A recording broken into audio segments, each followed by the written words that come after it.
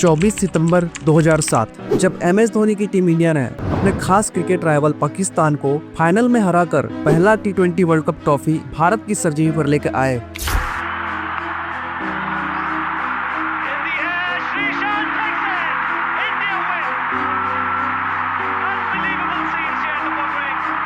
और पूरे भारत के क्रिकेट फैंस ने भी क्रिकेट के इस नए फॉर्मेट का स्वागत किया। और ठीक 13 सितंबर 2007 को उस समय के BCCI के vice president mister Lalit Modi announce करते हैं the Indian Premier League. I now declare open the DLF Indian Premier League.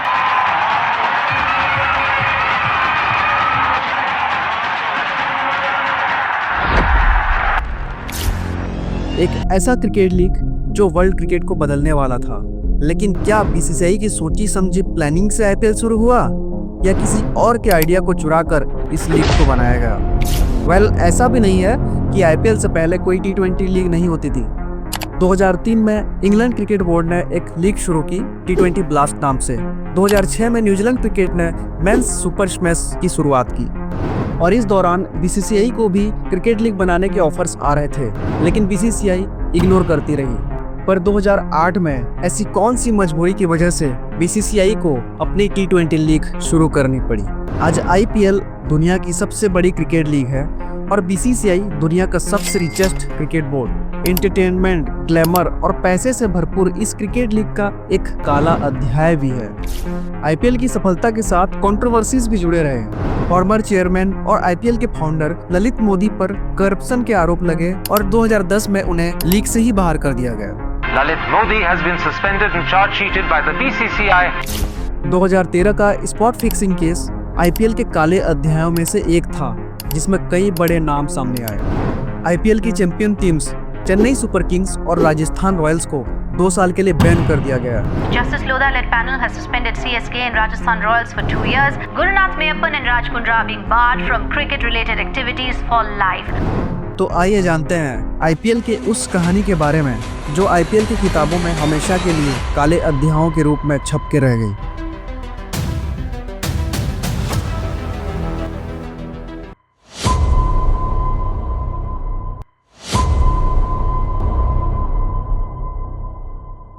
Indian Premier league कोई एक्सीडेंटली बनाया गया लीग नहीं था। ये लीग एक इंसान का ड्रीम था, एक शख्स का सपना था और उस शख्स का नाम है मिस्टर ललित मोदी। ललित मोदी एक बिजनेसमैन है और उनका जन्म 29 नवंबर 1963 को नई दिल्ली में हुआ। वो IPL के फाउंडर होने के साथ पहले लीग कमिश्नर भी थे। ललित मोदी ने साल 1993 में मोदी एंटरटेनमेंट नेटवर्क की शुरुआत की। मोदी की ये कंपनी डिज्नी का कंटेंट इंडिया में ब्रॉडकास्ट करवाती थी। साथ ही फैशन टीवी और ESPN जैसे चैनल्स को ब्रॉडकास्ट करवाने का कॉन्ट्रैक्ट भी मोदी को मिल गया था। ऑल्दो मोदी को शुरू से ही स्पोर्ट्स में इंटरेस्ट था और उनकी ये मीडिया कंपनी IPL के लिए एक फाउंडेशन थी। IPL की शुरुआत भले ही 2008 में हुई हो, लेकिन ललित मोदी ने BCCI को ये आइडिया 1995 में दिया था, एक 50 ओवर फ्रेंचाइज क्रिकेट लीग का। ललित मोदी ने देखा कि कैसे अमेरिकन स्पोर्ट्स लीग बड़ा बिजनेस एम्पायर बना रही है और वो इंडिया की city based franchise cricket league बनाना चाहते थे। और उस वक्त इस क्रिकेट लीग का नाम भी रजिस्टर्ड कर लिया था और उसका नाम था इंडियन क्रिकेट लीग लिमिटेड। लेकिन BCCI ने इस आइडिया को सीरियसली नहीं लिया, पर मोदी का तो ड्रीम था एक क्रिकेट का टूर्नामेंट बनाना। BCCI से रिजेक्शन के बाद उन्होंने डिसाइड किया कि उन्हें खुद अब क्रिकेट एडमिनिस्ट्रेशन में जाना पड़ेगा और उन्होंने BCCI की तरफ अपना रास्ता बनाना शुरू किया। साल 1999 हिमाचल प्रदेश क्रिकेट एसोसिएशन, जो कि BCCI की एक कॉन्स्टिट्यूएंट बॉडी है, ललित मोदी ने इस एसोसिएशन को ज्वाइन किया और वहां पर वो अपना कंट्रोल हासिल करना चाहते थे ताकि BCCI में अपना कंट्रोल गेन कर सकें। लेकिन वो ये करने में असफल रहे और हिमाचल के चीफ मिनिस्टर और एसोसिएशंस के मेंबर्स के कहने पर उन्हें एसोसिएशन छोड़ना पड़ा। यहाँ वो अपना कंट्रोल गेन करने में फेल होने के बाद अब उन्होंने पंजाब क्रिकेट एसोसिएशन और राजस्थान क्रिकेट एसोसिएशन के दरवाजे खटखटाए और नतीजा ये हुआ कि 2004 में पंजाब क्रिकेट एसोसिएशन के वाइस प्रेसिडेंट बने और 2005 में राजस्थान क्रिकेट एसोसिएशन के प्रेसिडेंट बने, जहाँ पर वो सिर्फ 1 वोट से ये इलेक्शन जीत गए।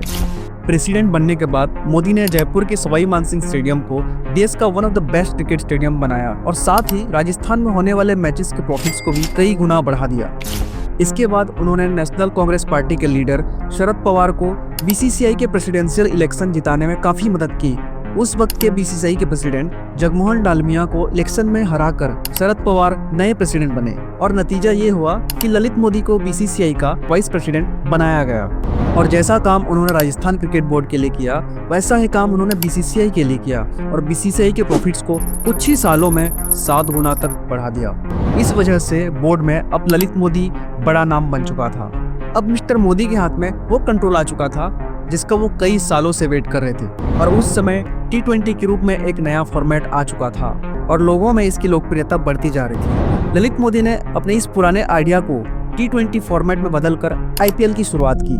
लेकिन IPL से पहले इंडिया में एक और T20 लीग की शुरुआत हो चुकी थी जिसका नाम था ICL यानी इंडियन क्रिकेट लीग। लेकिन ये लीग एक रेबिलियन लीग था। ये एक इंसान के बीसीसीआई के ऊपर गुस्से और रिवेंज की वजह से ICL की शुरुआत हुई। लेकिन ये किसका रिवेंज था? सुभाष चंद्र गोयनका, जो कि एक बिजनेसमैन है, SL ग्रुप और जी मीडिया के फाउंडर हैं। इंडियन इकोनॉमी में क्रिकेट एक ऐसा चीज था जो बहुत जल्दी ग्रो कर रहा था और बहुत पैसे बना रहा था और इसका सीधा फायदा बीसीसीआई को अपने मैच के ब्रॉडकास्ट राइट्स सेल करके मिलता था। और यही वजह थी बिजनेसमैन सुभाष गोयनका का क्रिकेट में इंटरेस्ट बनने का। गोयनका उस समय इंडियन मीडिया के बड़े बिजनेसमैन थे। उनको ये साफ दिख रहा था कि क्रिकेट ब्रॉडकास्टिंग खरीदकर एडवर्टाइजमेंट से बहुत पैसे बनाए जा सकते हैं और इस ब्रॉडकास्टिंग के लिए बड़ी बड़ी बिडिंग होती थी और बीसीसीआई बहुत पैसे बनाने लगी। इस क्रिकेट ग्रोथ से गोयनका खुद को दूर नहीं रख पा रहे थे और इसी ग्रोथ का हिस्सा वो भी बनना चाहते थे और इसलिए उन्होंने 2004 से बीसीसीआई से ब्रॉडकास्टिंग राइट्स खरीदना शुरू कर दिया। गोयनका एक बड़ा नाम थे और पॉलिटिकल कनेक्शन होने की वजह से बीसीसीआई ने भी उनके प्रपोजल को एंटरटेन करना शुरू किया। उनसे बिड लगवाई गई और ऑलमोस्ट ब्रॉडकास्ट के टेंडर उन्हें दे ही दिया गया था। लेकिन तभी बीसीसीआई ने गोयनका का कॉन्ट्रैक्ट रिजेक्ट कर दिया और ESPN स्टार स्पोर्ट्स को राइट्स दे दिया। इस वक्त तक इंडियन मीडिया में ये न्यूज फैल चुकी थी कि जी मीडिया को इंडियन क्रिकेट का ब्रॉडकास्ट मिल गया है और जब बीसीसीआई ने अपना फैसला बदला तो इससे गोयनका बहुत ज्यादा हर्ट हुए और यहीं से बीसीसीआई और गोयनका के बीच एक वॉर शुरू हो गया। एक कॉन्ट्रैक्ट जो ऑलमोस्ट उन्हें मिल गया था उसे छीन लिया गया। इसी बात के गुस्से में सुभाष गोयनका बीसीसीआई को बॉम्बे हाईकोर्ट तक ले गए। वहाँ केस तो चला लेकिन फैसला गोयनका के फेवर में नहीं आया। अब उनकी फ्रस्ट्रेशन पहले से ज्यादा बढ़ चुकी थी। बीसीसीआई के खिलाफ मानो वो एक मेंटल वॉर लड़ रहे थे जहां वो किसी भी तरह खुद को बीसीसीआई से बड़ा दिखाना चाहते थे। इस बीच 2007 में पहली बार T20 वर्ल्ड कप ऑर्गेनाइज किया गया और पहले ही वर्ल्ड कप को टीम इंडिया ने जीत लिया। इंडिया 1983 के बाद पहली बार कोई ICC ट्रॉफी जीत रहा था और हर इंडियन फैंस के लिए ये बहुत बड़ा मोमेंट था। अब इंडिया में क्रिकेट की पॉपुलैरिटी रातों रात कई गुना बढ़ गई। पूरी इंडियन टीम सुपरस्टार्स बन गई और MS धोनी और युवराज सिंह जैसे प्लेयर्स क्रिकेट के आइकॉन्स बन गए। और इस वर्ल्ड कप को साइड लाइन से सुभाष गोयनका भी देख रहे थे। इंडियन क्रिकेट में अब इतना अमाउंट ऑफ मनी आ रहा था जो अनरियल था। अब हर कोई इंडियन क्रिकेट के साथ एसोसिएट करना चाहता था। बीसीसीआई गोयनका का कॉन्ट्रैक्ट रिजेक्ट करके और भी ज्यादा ग्रोथ हासिल कर रहा था और इस बात से गोयनका का फ्रस्ट्रेशन और गुस्सा और ज्यादा बढ़ गया। गोयनका एक शातिर बिजनेसमैन तो थे ही और उन्हें उस वक्त एक ऐसा आइडिया आया जो सब कुछ बदलने वाला था और वाकई एक बहुत बड़ा आइडिया था।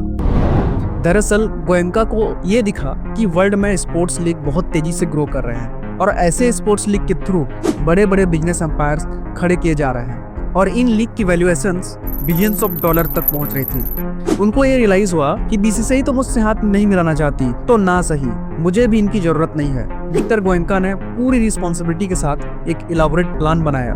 गोयनका ने सोचा अगर इंडिया में मैं भी एक क्रिकेट लीग शुरू कर दूं और ये प्रूफ कर दूं कि मेरे आइडिया से इंडियन क्रिकेट सालों तक करोड़ों रुपए कमा सकती है तो बीसीसीआई तो क्या ICC को भी इन करोड़ों रुपयों के आगे झुकना पड़ेगा।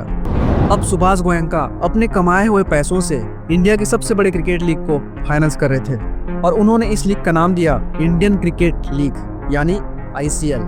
डोमेस्टिक टैलेंट से लेकर इंटरनेशनल प्लेयर्स तक मिस्टर गोयनका इनकी पिछली पे से ज्यादा ऑफर कर रहे थे और इसी पे को देखकर ज्यादा से ज्यादा प्लेयर्स का इंटरेस्ट ICL में बढ़ने लगा। 1983 world cup winning captain Kapil Dev को ब्रांड एम्बेसडर बनाया गया। फॉर्मर इंटरनेशनल प्लेयर्स जो क्रिकेट के लिए काम कर चुके थे वो भी इस लीग से जुड़ने लगे।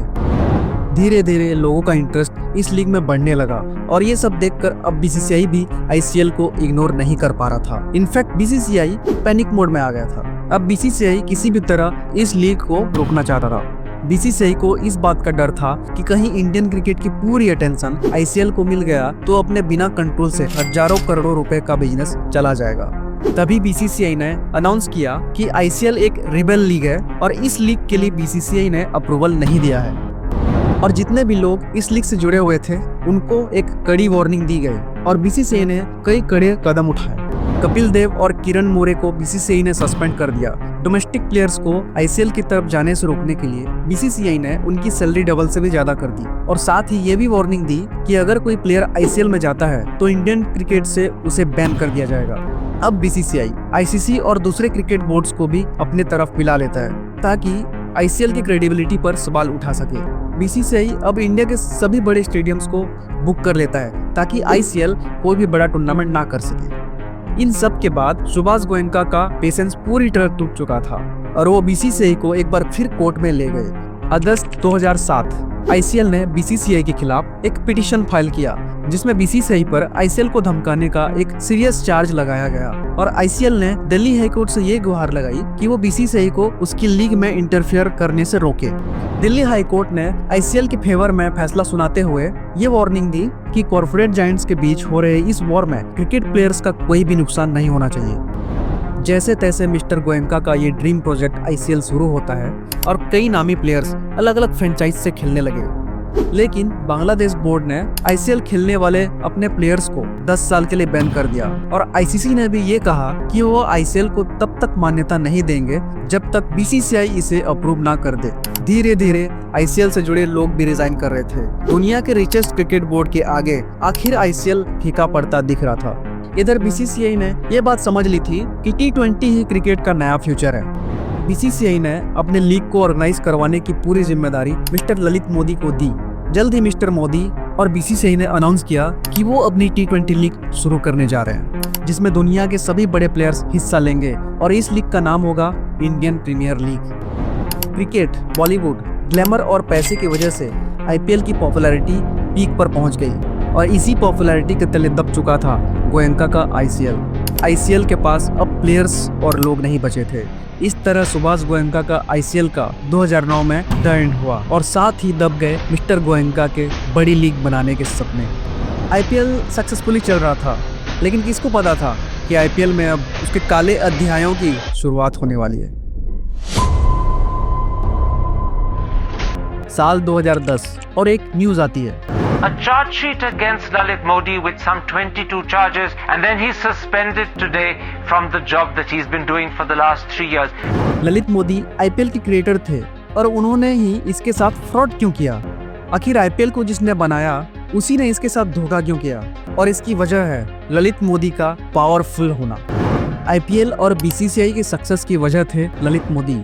साल 2010 में 2 नई आईपीएल टीम की एंट्री होती है, पुणे वॉरियर्स और कोच्चि टस्कर्स केरला।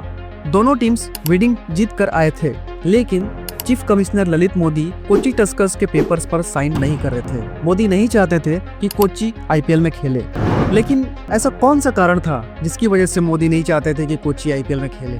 11 अप्रैल 2010 को मिस्टर मोदी एक ट्वीट करते हैं जिसकी वजह से देश में एक बहुत बड़ी कंट्रोवर्सी क्रिएट हो जाती है। मोदी अपने ट्वीट में कोच्चि टस्कर्स के शेयर होल्डिंग पैटर्न को एक्सपोज कर देते हैं और उसमें ये खुलासा होता है कि कोच्चि ने 70% शेयर एक शख्स को फ्री में दे दिए हैं और वो शख्स और कोई नहीं बल्कि इंडिया के उस समय के विदेश राज्य मंत्री शशि थरूर की गर्लफ्रेंड सुनंदा पुष्कर है, जो बाद में शशि थरूर की वाइफ बनी। अब ये पूरा मामला क्रिकेट से हटकर पॉलिटिकल हो चुका था। इस वजह से शशि थरूर पर इतना प्रेशर बन गया कि उन्हें अपने पद से इस्तीफा देना पड़ा। मोदी के मर्जी के बिना कोच्चि के पेपर्स पर उनसे साइन करवाए गए थे और इसका बदला उन्होंने इस तरह लिया ताकि कोच्चि की पब्लिक इमेज भी खराब हो जाए। कोच्चि के ओनर्स ने मोदी के खिलाफ बीसीसीआई से कंप्लेन किया कि मोदी ने आईपीएल टीम के प्राइवेसी रूल को तोड़ा है। मोदी ने कोच्चि के ओनरशिप पैटर्न्स को एक्सपोज करके अब खुद के लिए भी प्रॉब्लम क्रिएट कर चुके थे। अब सवाल खड़े हो रहे थे कि मोदी ने टीम बिडिंग के वक्त शेयर होल्डर्स की जांच क्यों नहीं की। अब ललित मोदी की मुश्किलें और बढ़ने लगी। शशि थरूर का नाम आने के बाद अब भारत सरकार की नजर मोदी और बीसीसीआई दोनों पर थी। इनकम टैक्स और ईडी ने बीसीसीआई के ऑफिसेस में रेड मारने शुरू कर दिए। इन्वेस्टिगेशन में ये पता चला कि बाकी टीम्स के कई सारे असली डॉक्यूमेंट्स गायब हैं। हजारों करोड़ रुपए के टीवी राइट्स के कॉन्ट्रैक्ट भी गायब हैं। बीसीसीआई के ऑफिस से इतने इम्पोर्टेंट डॉक्यूमेंट्स कैसे गायब हो सकते हैं? आखिर इसकी वजह क्या थी? अब बीसीसीआई और आईपीएल की क्रेडिबिलिटी पर सवाल उठने लगे। ये मामला अब संसद तक पहुंच चुका था और ये सब सिर्फ एक आदमी की वजह से हो रहा था। बाद में बीसीसीआई द्वारा जांच से ये पता चला कि ललित मोदी बिना गवर्निंग काउंसिल के अप्रूवल के आईपीएल से जुड़े कई सारे डिसीजन ले चुके थे। लेकिन बीसीसीआई पर भी ये सवाल उठने लगे कि आखिर 3 साल से वो ललित मोदी पर आंख मूंद के भरोसा क्यों कर रहे थे। अब मोदी और ज्यादा एक्सपोज होने लगे। उन पर आरोप लगा कि टीमों की नीलामी में अपने दोस्तों और रिश्तेदारों को इनसाइड इंफॉर्मेशन देकर उन्होंने फायदा पहुंचाया है। साथ ही कोलकाता, पंजाब और राजस्थान का सेल होल्डर भी उन्हें बनाया है और बीसीसीआई को इस बात की कोई जानकारी नहीं थी। जिस एजेंसी को आईपीएल के ब्रॉडकास्ट राइट्स दिए गए थे उसमें भी मोदी की हिस्सेदारी की बात सामने आई। उन्होंने नियमों को दरकिनार कर विदेशी कंपनी से पैसे लेन देन किए, जैसे फॉरेन एक्सचेंज मैनेजमेंट एक्ट का उल्लंघन किया। साथ ही बीसीसीआई के अन्य लोग जैसे प्रेसिडेंट एन श्रीनिवासन और शशांक मनोहर के भी नाम सामने आए। अब मोदी के खिलाफ अलग अलग इन्वेस्टिगेशन एजेंसीज ने 22 अलग अलग तरह के चार्जेस के साथ मनी लॉन्ड्रिंग और क्रिमिनल केस दर्ज कर लिए।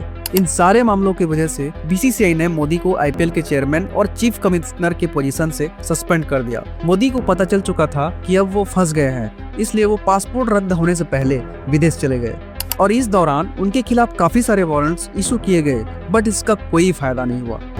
इवन भारत सरकार ने 2015 में उनका पासपोर्ट रद्द कर दिया था ताकि वो यूके से कहीं बाहर ना जा सके।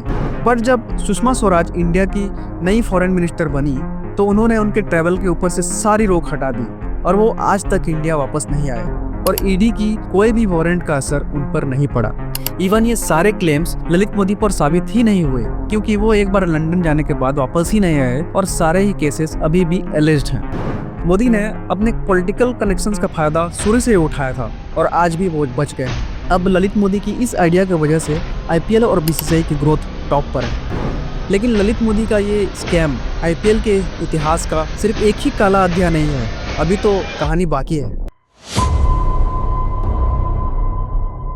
16 मई 2013 आईपीएल स्पॉट फिक्सिंग और सट्टेबाजी के मामला तब सामने आया जब दिल्ली पुलिस ने स्पॉट फिक्सिंग के आरोप में राजस्थान रॉयल्स के 3 क्रिकेटर्स एस श्रीसंत, अजित चंदेला और अंकित चौहान को गिरफ्तार किया।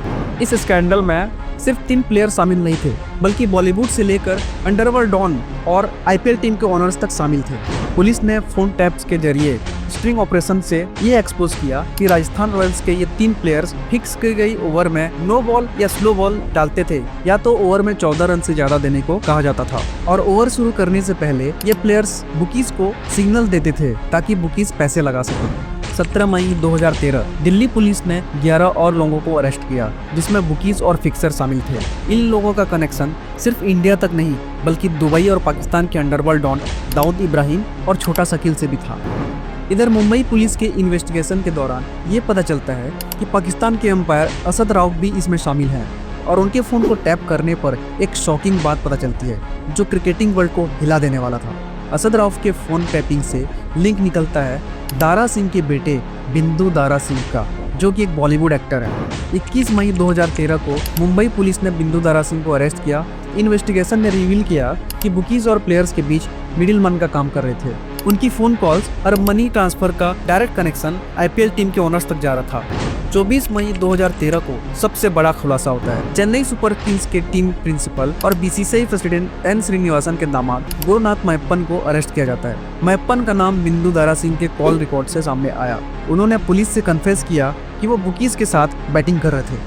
25 मई को इंडिया सीमेंट्स ने मैप्पन से अपने रिश्ते तोड़ते हुए ये कहा कि वो सीएसके का प्रिंसिपल नहीं है और ना ही सीईओ है, वो सिर्फ सीएसके के मैनेजमेंट टीम के मेंबर है।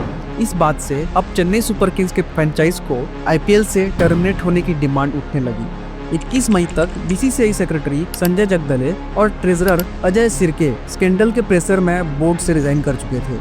1 जून को आईपीएल के चेयरमैन राजीव शुक्ला ने भी रिजाइन कर दिया। 5 जून को राजस्थान रॉयल्स के को ओनर राज कुंद्रा को दिल्ली पुलिस ने बैटिंग में इन्वॉल्व होने पर क्वेश्चन करने के लिए बुलाया और कुंद्रा ने कन्फेस किया कि उन्होंने अपनी टीम पर बैट्स लगाए थे। 10 जून को बीसीसीआई ने कुंद्रा को सस्पेंड कर दिया। जुलाई 2015 में आरएम लोढ़ा की कमेटी ने चेन्नई सुपर किंग्स और राजस्थान रॉयल्स पर 2 साल का बैन लगाया। ये डिसीजन क्रिकेट के रेपुटेशन को बचाने के लिए लिया गया था, बट ये क्रिकेट फैंस के लिए दिल तोड़ने वाला फैसला था।